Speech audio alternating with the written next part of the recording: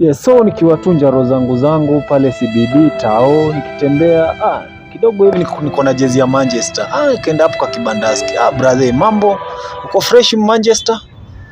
Fiti fresh. Madhe uko fresh?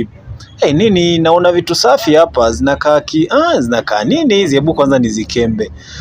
Brother, uko aje, uko fresh? Safi sana bro. Hizi zinaitwa nini bro? Staff gani bro? Inanikalia staff fulani. Cheki. Kitu strong jo, iko na inches. Bro, hii unakinda ngapi hii moja? Yes. So inasaidia nini aswa bro ukikula kaa sisi wanaume? Unaona inakaa staff fulani. Unaicheki? Yeah.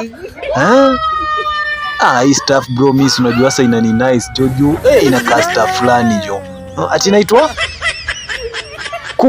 cucumber. Yes. Wanadada waka, mbona ikaitwa tu jina ya kikamba brother? Mbona ikaitwa cucumber? So unasema inasaidia nini kwa mwili sana? Kwa mwili inasaidia?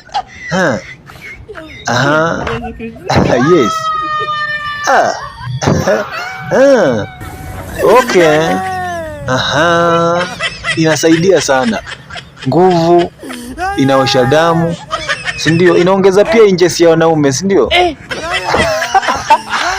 Very fine. Kweli bro, hii nimependa hii stuff jo. So unauza moja ngapi? Mbao. So unasema unauza 3 zinatokana Yes. So bro, iko na benefit kubwa sana kwa maisha ya mwanaume. Cause hii stuff vile mimi nimeiona bro, tena iko cheki. Bro.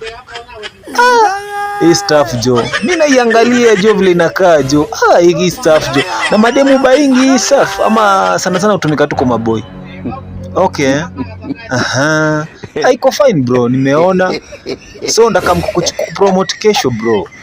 Nimekuja tu kuzikemba nione vile zinakaa. Unajua ndio nimetoka Ocha, nimekuja tao kusababisha. So unajua watoto wa Kamba huko nini bro?